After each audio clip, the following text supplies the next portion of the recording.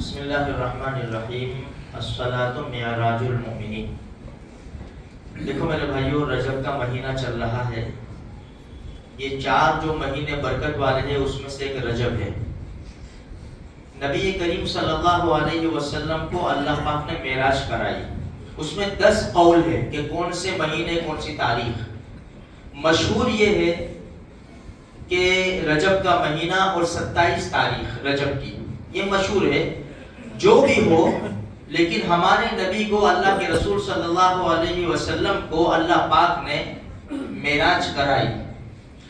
اب آج بتانا صرف اتنا چھوٹا سا ہے کہ معراج یعنی کیا۔ معراج کو معراج اس لیے کہتے ہیں کہ جب اللہ پاک کی طرف سے جبریل ہمارے نبی کو مسجد حرام سے مسجد اقصی لے گئے، پھر جب آسمانوں پر جانا تھا تو ایک سیڑھی لائی گئی۔ سیڑھی ہمارے ذہن میں کیا چلتا ہے، سیڑھی کیسی ہوگی بھئی؟ اگر 20 سال پیچھے چلے جاؤ، یہ لکڑی کی سیڑھی جو چلتی تھی وہ، آج لوگوں نے ترقی کی ہے، دنیا نے ترقی کی ہے تو قسم کی سیڑھیاں آج موجود ہیں۔ الیکٹرک ہے کہ چند سیکنڈ کے اندر کہاں سے کہاں چلی جاتی ہے۔ یہ جتنا سائنس ہوشیار ہوتا ہے اتنا ایمان اور اسلام بھی ہمیں سمجھ میں آتا ہے۔ اب یہ جو سیڑھی تھی نا، وہ تو ہم اس کا تصور بھی نہیں کر سکتے کیسی سیڑھی تھی۔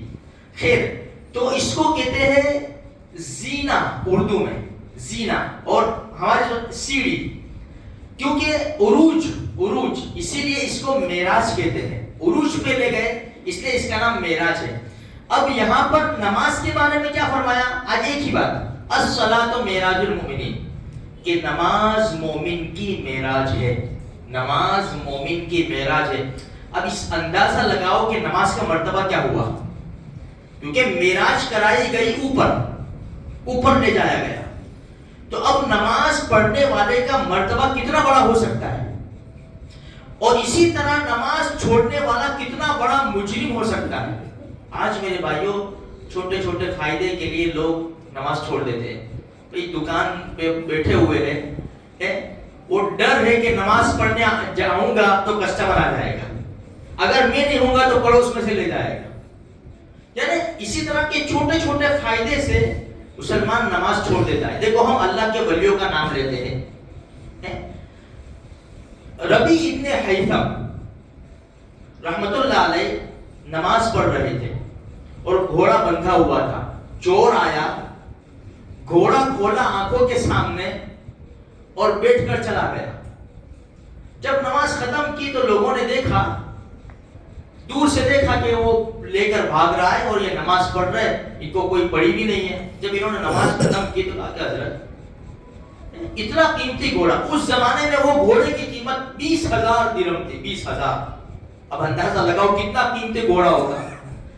ہاں کہ آپ نماز پڑھ رہے تھے، آپ کی آنکھوں کے سامنے چور آیا، گھوڑا کھول کر لے گیا، تو آپ نے اس کو پکڑا کیوں نہیں؟ نماز بعد میں لوٹا لیتے۔ یہ کتنی لاپرواہی ہے۔ تو کہا کہ اللہ کے بندو، میں جس کام میں لگا ہوا تھا نا، وہ بہت اونچا کام تھا۔ ایک گھوڑا نہیں، لاکھوں گھوڑے بھی اگر ہوتے نا تو میں نماز کو نہ توڑتا، اور وہ تو میں نے اس کو ہدیہ کر دیا۔ دیکھو اللہ والے، دیکھو تو صحیح، چور کو بھی گناہوں سے بچا رہے، چور کو بھی گناہوں سے بچا رہے، کہ وہ تو جب لے گیا نا اسی وقت میں نے نیت کر لی کہ اس کو ہدیہ ہے۔ اسی کے نیچے چھوٹا سا واقعہ امام محی الدین نووی رحمۃ اللہ علیہ کا لکھا ہے کہ کمر کا پٹکا جس کو کمر میں کپڑا آتا ہے باندھتے ہیں، وہ کھینچ کر کوئی لے گیا، تو اس کے پیچھے، یعنی نماز میں نہیں تھے ایسے، تو اس کے پیچھے دوڑے اور کہنے لگے، او اللہ کے بندے، یہ میں نے تیرے کو ہدیہ کر دیا، تو کہنے میں نے قبول کر لیا۔ دیکھو، یہ اس کو کہتے ہیں اللہ والے میرے بھائیوں، کہ انسان اپنا خود کا مال جا رہا ہے لیکن اس کے باوجود وہ گنہگار نہ ہو، اس کو بھلے میرا سامان جائے تو جائے، لیکن وہ اللہ کا بندہ گنہگار نہ ہو، کل قیامت کے میدان میں کیا جواب دے گا وہ؟ آج ہمارا حال کیا ہے میرے بھائیوں؟ ہم تو لوٹ کھسوٹ کرنے کے لیے تیار ہیں۔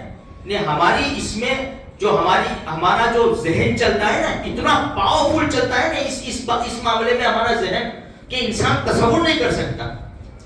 اس لیے بھائی اللہ کو مر کے جواب دینا ہے. تھوڑی سی فکر کریں، نماز کا مرتبہ بہت اونچا ہے، بہت بڑا مرتبہ ہے. کسی حال میں بھی میرے بھائیوں نماز معاف نہیں ہے. دیکھو میں نے اس سے پہلے بھی ایک واقعہ چھوٹا سا سنایا تھا. عمر ابن خطاب کو جب خنجر لگا تو بے ہوش ہو گئے. ہوش آتا تھا، بے ہوش ہو جاتے تھے. جب نماز کا وقت ہوا تو لوگوں نے ان کو بیدار کرنا چاہا، ہوش میں لانا چاہا تو ہوش میں نہیں آ رہے تھے. مسور ابن مخرمہ رضی اللہ تعالیٰ تشریف لائے. بھائی کیا ہوا کیا ہوا؟ کہا امیر المومنین بے ہوش پڑے ہوئے ہیں اور نماز کا وقت ہو رہا ہے، ہم ان کو جگا رہے ہیں جن کو خنجر لگا ہے. تو کہا ہٹو ہٹو ہٹو. پاس میں آگے کھڑے ہوئے. امیر المومنین نماز، امیر المومنین نماز. اتنا کہنا تھا بے ہوش آدمی ہوش میں آ گیا. اور ہم ہوش مند آدمی بے ہوش ہو جاتے ہیں. حی علی الصلاۃ حی علی الفلاح. مسجد میں اذان ہوتی ہے، بس خلاص ہم ہوش والے آدمی بے ہوش ہو جاتے ہیں.